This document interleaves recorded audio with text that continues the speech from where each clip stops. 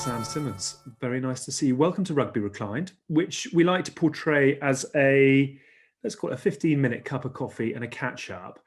I just wonder whether that's possibly underselling this a little bit, because there is a lot to talk to you about.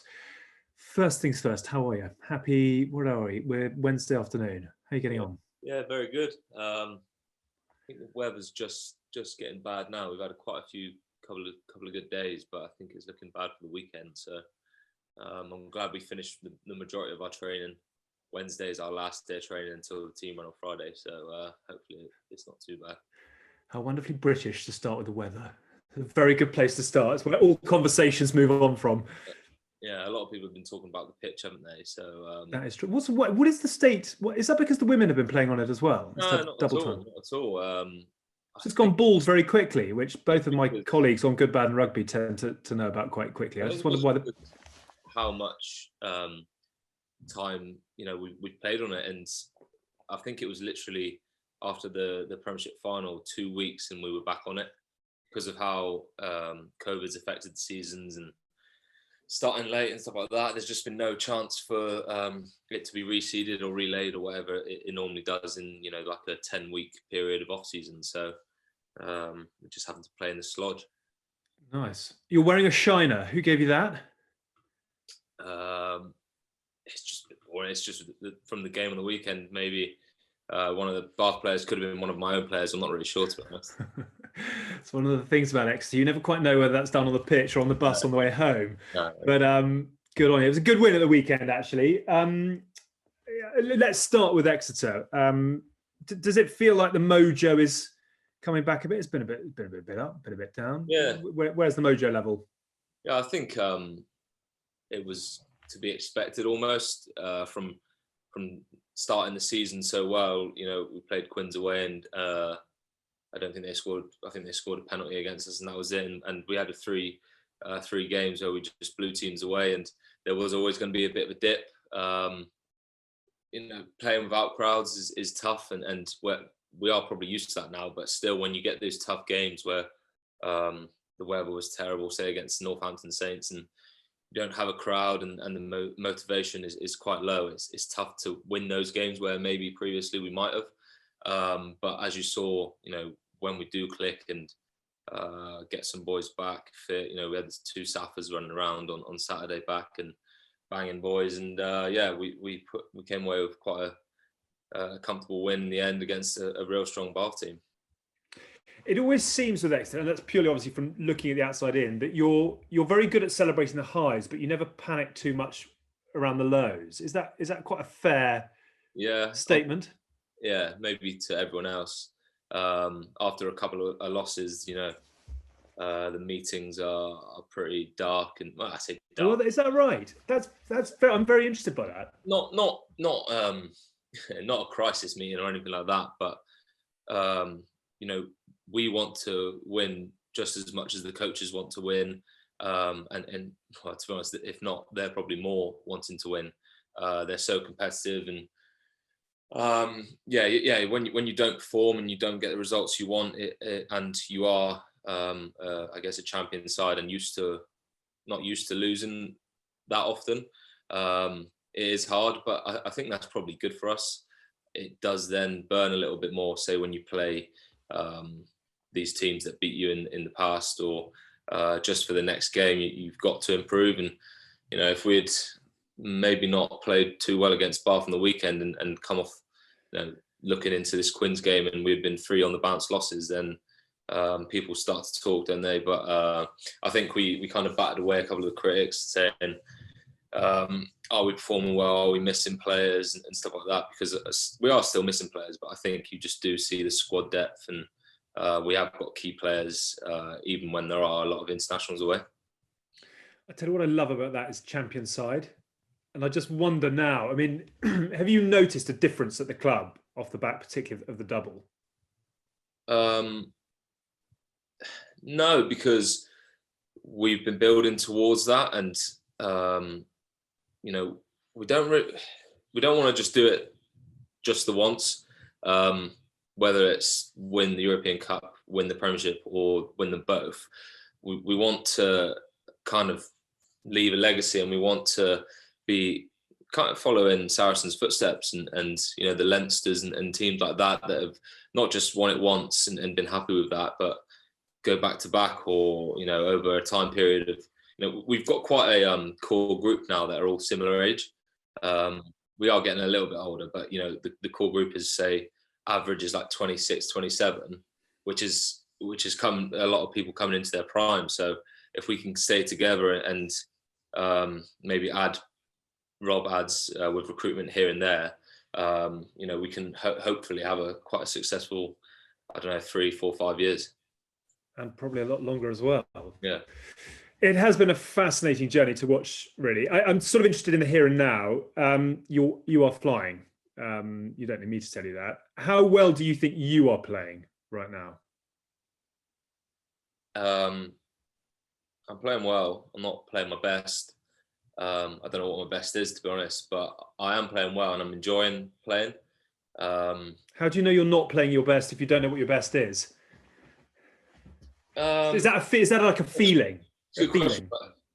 Yeah, it's hard to. Yeah, I guess it's until I finish playing and look back, then you can be like, oh yeah, that's when I was playing my best, or that's when. But until that happens, you know, you're always wanting to improve. You're always wanting to, I guess, add to my tally of tries, or add to how many carries I have a game, or how effective I am at the breakdown, or tackling and stuff like that. And there are areas that need work on. It's not as long. Well, I know a lot of people might see it as just scoring tries or just, you know, getting on the end of things, but I'm always trying to be good around the breakdown and be good when we haven't got the ball, that can have an effect on the team. And I see it as, you know, if I'm scoring tries, that's adding to the team performance. And the boys want me to score tries. I think the coaches, and they want me to personally do well, because it's only going to help the team as well. From 2012 to today, 88 games, how many tries? Close to 50, is it? You're doing yourself down. 60 tries. 60 tries in 88 games is, I mean, it's not far off Ronaldo and Messi territory, that kind of thing. How much do you judge yourself on being in the right place at the right time and tries? I mean, everyone talks about try. It's such a team effort. I don't care who scores. That doesn't necessarily sound like this is the case. No, if I don't score, I don't think I have had a bad game. Do you know what I mean? It's not just about scoring, but there is a love of scoring, and there is a part of me that wants to go into every game and is the one that takes the team forward, and is the one that adds points to my tally and to the team. And you know, it's such a good feeling being able to celebrate with your teammates, whether it's you or one of them scoring. But there is that something special of being the one that does score. And I just want to be able to score as many tries as possible. And I think that's something that I've taken from Thomas Alderham Tank, is that he was known as quite a selfish player, but whenever I spoke to the coaches, especially Rob Hunter, he says, like, that's his job. His job is to pick and go or score tries. And you know, we've got players in the team that are good at clearing rucks, or good at big assist tackles or chop tackles or something like that. And if that's my role within the team, then you know, I'll take it. I'll take that. The glory of scoring a try is amazing, but there's a lot that add to it. You know, it's not just me in a rolling maul that scores a try, but then again, I've got to be on the ball, and you know, we put the shorter players on the ball, and I am the shortest in the 4-pack, so ideal. 60 tries, that gives you quite a lot of opportunity to sort of build up a bit of a trademark celeb. We obviously had Toot Toot. I'm just wondering whether you're proud of the way that you celebrate your tries, or whether it's always going to be understated. Stick it out the bonnet and let's get back to work. Yeah, I'd love a shearer. I'd love a sort of shearer finger to the corner. Yeah, or Ollie Devoto's, he's nailed that one down. He does a shearer every time he scores. He doesn't score that often, but when he does, just for that, he will put the hand up and run off. Yeah. maybe some acrobatics? Have you got a little sort of double backflip tango in there? That's where Joe's got it. Joe can do, Right. round off into a backflip, stuff like Yeah. that. I saw, Quade Cooper do that a couple of years ago. I said Yeah. about 10 years ago now, and watching that, I was like, imagine doing that in the game. Yeah. I could just see so much going wrong with that for me. Right. Yes. Yeah. If you go for it, you've got to get it right, because Yeah. if you get it wrong and you'll stretch it off in the act of Yeah, celebrating. I shouldn't get Rob Baxter. I don't know what he Yeah. would say, to be honest. But it happens so quickly when you score, and it is you celebrate, and you celebrate with, say it's a maul, or you celebrate with the boys, and by the time you then get back, you're like, oh, I should have done something, or I should have celebrated, but it does happen so quickly. So it's a bit different to football, where you run to the corner flag and you slide on your knees and stuff like that. We're not quite there in rugby yet, but maybe one day. Yeah, I noticed. I think it was the worldie you scored. Was it against Quins at the Stoop? I think you scored. Did you score 2 or 3 that night? But there was one where I think it was off the back of the worldie, and you stood up. You kind of did the gladiator. Are you not entertained? Yeah, I felt like I hadn't scored a try like that since I was like back playing Colts rugby or something like that, and I was just feeling it at the time, and I was just maybe a bit pig-headed, but I don't know. It wasn't directed at anyone or anything, but it was the first game of the season back after a great year that we had last year, and maybe I was just feeling it, and I was pretty happy with the score. Are you? What I would say is that I've not heard you speak a great deal. I've watched you play a lot, but I've not heard you talk about you, or bits and bobs like that. I just wondered whether that was because you're not that interested in it, because it hasn't really come your way, or because you've actively said, I don't want to do it. No, I definitely haven't said no, I don't want to do it. I definitely think it's something that not just me, but any young rugby player needs to or sportsman. It's not just about playing rugby, and the amount you can use yourself. I think James Haskell is a prime. Like, I don't want to say it on here, but he is. Please do. This is your platform. The way that he's set himself up, from not just being a good rugby player, he's set himself up amazingly. And I guess you look at a lot of people are doing that now. Knowles has just started his Red Bull podcast, and there's definitely lots of boys that are talking. But I think it's stepping out your comfort zone, and these things might not, unless you are a big dog like Knowles or something like that. These things don't just come to you. You've got to put yourself out there and want to do it. And but maybe sometimes people wait for something that they want to do, and that thing never comes. So until you actually put yourself out there, and I have probably been bad for that in the past, maybe not wanting to embarrass myself, or not wanting to do extra things that at the time you don't think benefit you, but all these things benefit you in such a big way. And that's definitely something that people did say that, when you're 18, when I was 18, people were saying this all the time, but you're just like, okay, it'll be ages until I'm 25, 26. But it actually feels like yesterday that Robin Cowling and Ricky Pello in the academy were giving me these talks, and now I am I'm 27 in November, and it only feels like yesterday that those things were happening. But it's definitely not because I haven't wanted to, but maybe after this I'll do some more. You use the line then, waiting for something that never comes, which I'm just going to put in brackets and come back to. And Rob Baxter has obviously said that he knows it will come. Just quickly though, have you got fingers in pies on the side? The Exeter boys, we had Jack talking the other day about he's just opened a new pub, I think it was, and there seems to be he's entrepreneur, but there seems to be quite a lot of activity off the field at Exeter, which is great to see. Like I said, it's something that they've always said to us, especially coming through the academy, is something that you need to look at, because one, rugby doesn't last forever, and two, if you have a great career, it's still gonna, you're still gonna need a job at the end of it, unless you are, I don't know, the £1 million contract boys, which I don't know how many there are at Exeter, but there are somewhere around. But yeah, I think Skins might have mentioned it on the last He on did. when you chatted to him. Yeah, it's cider. Yeah. So that's something I'm involved with.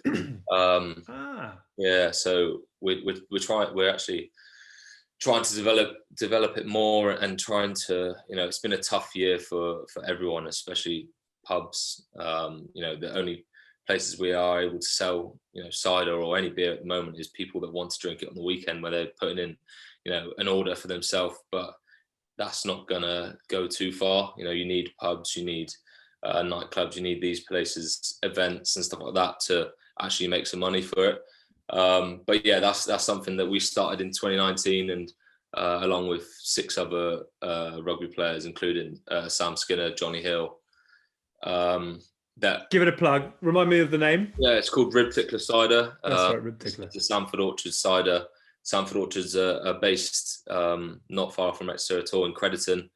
They're the ones that make the cider. They make a lot of, Devon Red is their biggest one.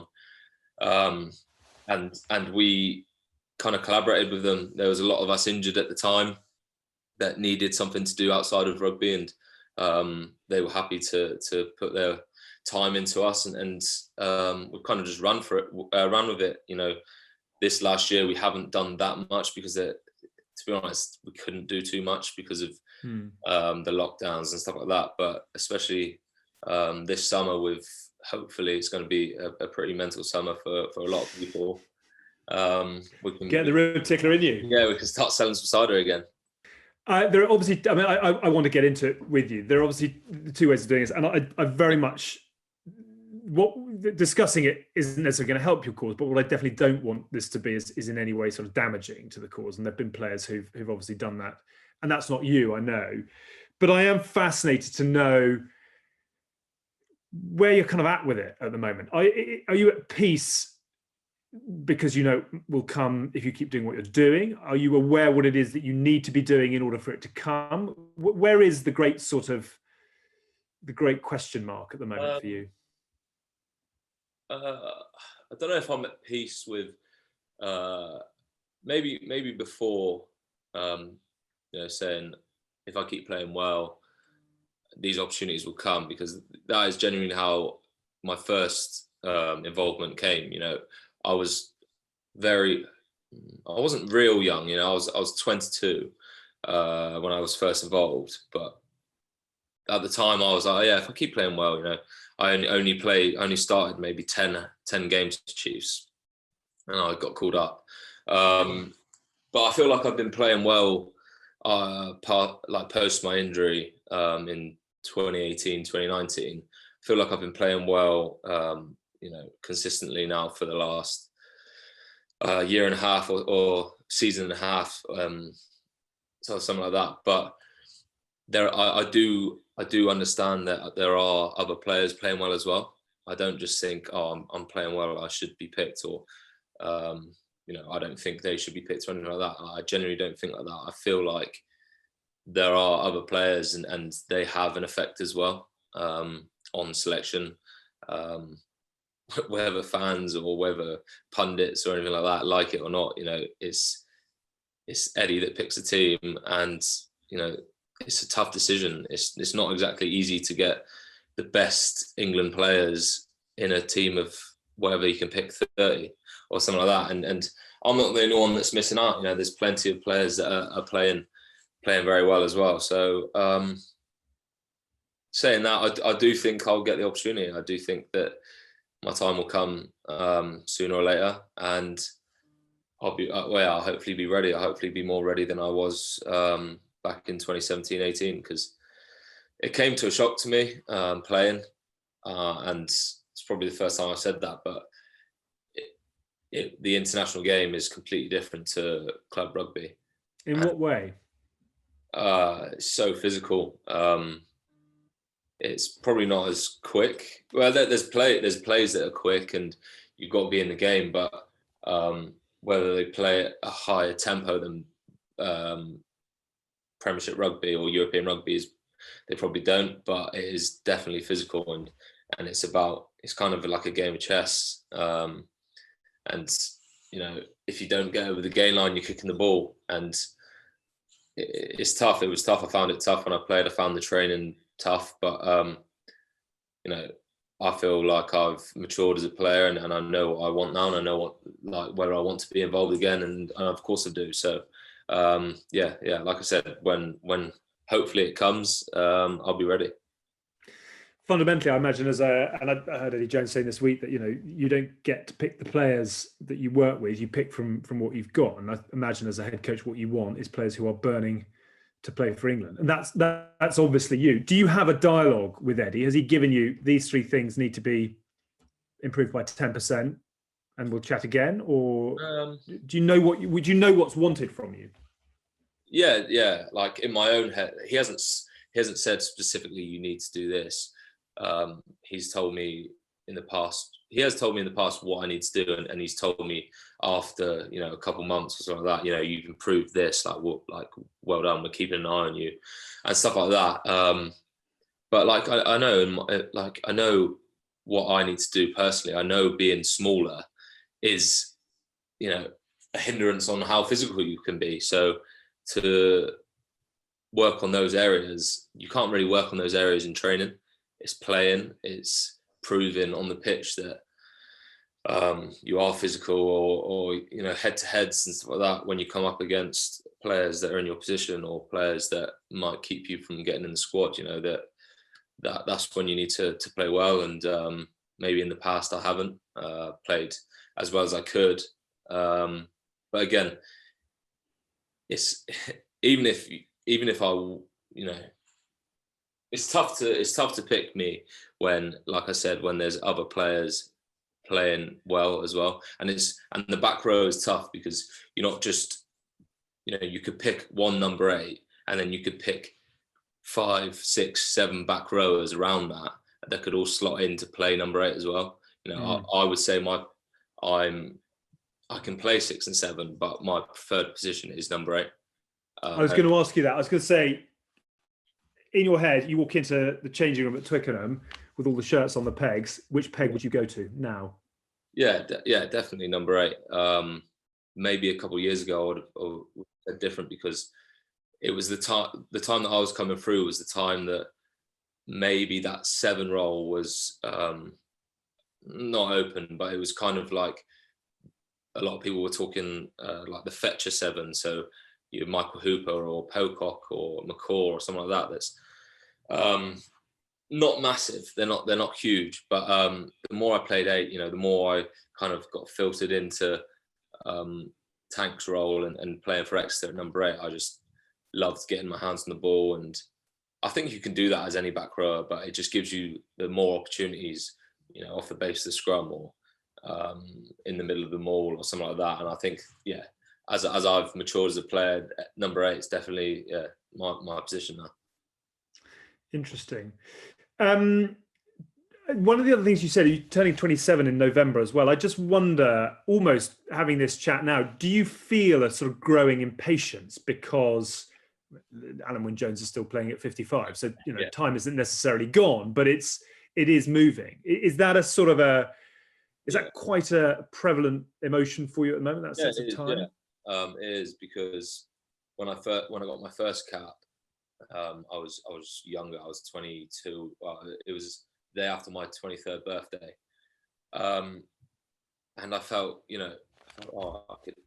this will be me now. I'll play a lot of games, or I'll be involved in camps. And when I got injured, that was pretty much, it wasn't a year out, but it was like a season out. So that's one season gone. You then got to break your way back into the club team. You then got to put performances together, whereas that's probably another season. Then I get back playing well, and it does feel like, it has been 3 or 4 years, or 3 years since my last cap or something like that. And I do. What was your last game? It was Ireland? I was on the bench in South Africa in the last game, but didn't get on. It was Ireland at home. Yeah. When they won the Grand Slam, and we didn't have a great tournament. We didn't have a great tournament then. But do you think there's a hangover for, I don't know, for people in hot seats from that for you? No, That was a long time ago. You've seen how well that England have performed in the World Cup, the greatest stage. That was, although on the scoreline in the end comfortably for South Africa. If Carl Sinclair didn't get injured straight away, maybe the scrum was different. Maybe things happened. I'm not saying South Africa didn't deserve to win that, but I still think that England are getting better and do keep getting better year on year, and they do build for World Cups. But personally, I do feel like I'm getting, the time is slipping away, and the less opportunities there are going to be as I get a little bit older, as there are new players coming in all the time. There's always going to be someone nipping at your heels, club rugby and international rugby. So obviously I'd love to be involved sooner rather than later. But like I said, if it comes, I'll be ready. But if it doesn't, I'm still in the same boat that I am now. I'm going to read you a couple of bits and bobs. So Jerome Kano, who knew one or two things about playing in the back row. I'm never one to critique coaches' selections, but in my opinion, Sam Simmonds should be in the England mix, the most consistent Lucy in Europe in the last 2 years. Lawrence Delalio, again, knew one or two things about an 8 shirt. This guy is the best number 8 in Europe. He's the quickest back row forward around. He's powerful. He's got great footwork, got great hands. He's got great work rate. What more do you need? I'd be very surprised if Warren Gatland doesn't like the look of what he sees. Bit of dipping into social. What on earth is happening with Sam Simmonds and England rugby was one of the subjects of the rugby pass offload and the rugby pod. Is this the most pressure Eddie Jones has been under as England coach? He isn't changing his squad despite some notable Premiership performances from the likes of Marcus Smith and Sam Simmonds. Do you listen to that and just think, will everybody please shut up, because the more noise you make, I've seen what happens? Or do you like the fact that people are making this noise around you? Not like it necessarily, but do you appreciate the love, I suppose? I don't know. When Jerome Kano did first tweet that, I was a bit like, wow, because playing against him last year in the semi-final, and he was playing for Toulouse, and we had a beer after the game in the change rooms, and I actually got a picture of him. I actually couldn't believe, I don't know, playing against someone like that, and being from a little town in Exeter and playing against a double, winning All Black, World Cup winner, sorry. But yeah, just to get recognition like that it always feels good, no matter who you are, whether you're playing, for England, for the Lions, or anything like that. That's always pretty cool. I am getting, a lot of tags on Twitter and stuff like that about selection and stuff like that, but I have a little read sometimes, but it doesn't really affect me. I know at the end of the day, I doubt Eddie reads anything like that. So you'd be surprised. Hask says he's got the eye of Sauron, and everything goes into the Matrix. Whether he reads it and listens, I think, is a different matter. Exactly. It's his job, I doubt anyone tells whoever these people are tweeting how to do their job, but everyone's allowed an opinion, and it's always nice to get recognition. I'd rather people be saying good stuff about me than slating me. So yeah, that's very true. When was the last time you heard from him? I sort of go back to this point. What I don't want is for any of this to be anything other than you just expressing where you're at. This is not a sort of clickbait, etc. But when was the last time you heard from Eddie? I think it was just before the Six Nations, to say that, so there is a dialogue. Yeah. Just to say that I wasn't in the squad, and what to do, and to be ready, be on standby, whether that's standby or standby or anything like that. Shadow standby. Yeah, you never going on in the shadow squad. Yeah, you never know, but but it's always good that he is calling me to say I'm not in the squad, rather than no contact at all, and I'm miles away. Because if he is calling me to say that yeah, just to be ready or keep improving on this, or then I take positive from that. I'd rather he'd be calling me to say that I'm in the squad, but you know, it is what it is, and I'll try to keep pushing, keep playing for Exeter, and you know, maybe he'll notice. Have you heard from anyone in a red tracksuit? No, not yet. No. Have you been asked to submit neck size, bicep size, and short size to anyone with a Lions emblazoned? You have or haven't? I haven't. No. Don't know if that's been done. Are you? Because actually, funny enough, I found another quote from Rob, and I love the way Rob champions the causes of his players so much. Yeah. He must, as you said, at the moment, Sam's not in favour with England. It must be obvious he doesn't fit into Eddie Jones' blueprint at this stage, which is fine. That's how things work. But that doesn't mean he doesn't fit into Warren Gatland's blueprint. Are you getting any sort of sense from on the wavelengths that I think Lawrence also said something about that as well? Are you getting any sort of sense, any kind of keep doing what you're doing? It's you know, there's a conversation happening backstage. Well, it's up to me, isn't it? It's up to me to keep improving my form. He's obviously not. He was at the game on the weekend. He's not just going to. I know. Did you know he was at the game before? No, I actually didn't. Didn't. But like, obviously, it's a fallow week. There's no Six Nations games, but you know, if he's at Premiership games, it can only be good for a lot of players. And whether I'm playing international rugby or not, you know, it's not. It's not Eddie selecting the team. It's not Wayne Pivac or anyone like that selecting the team. You know, it's Warren Gatland, who's not an international coach at the moment, so maybe not looking at just international players. So yeah, for me, like, obviously it'd be ridiculous, wouldn't it? It'd be amazing, but that's distant now. You know, I can't look into that at all too much. I mean, I wouldn't be surprised. I mean, I'd be very surprised if I was involved, and if I wasn't involved, it wouldn't come to me as a surprise at all because of what's happening at the moment. But for me, like, it's up to me with how I play, how I take the team forward with Exeter, and hopefully, you know, go back to back winning ways, winning championships, and that can only put my hand up for the end of the season. And you know, stranger things have happened, but we'll see. Do you chat to your brother about it at all? Because I mean, it's fascinating that he's been recognised by the Queen before he's been recognised by Sir Eddie. I just wonder whether you, as brothers, get into a pint of rib tickler and like. Yeah, like towards the end of last season, when I thought he would have been involved. You know, I really thought that he would have been. They only took 2 10s, to be fair, but I thought he would have been the third choice if there was a third choice involved in that Autumn Nations Cup. But we actually don't talk too often. Joe's not. He doesn't like to talk too much.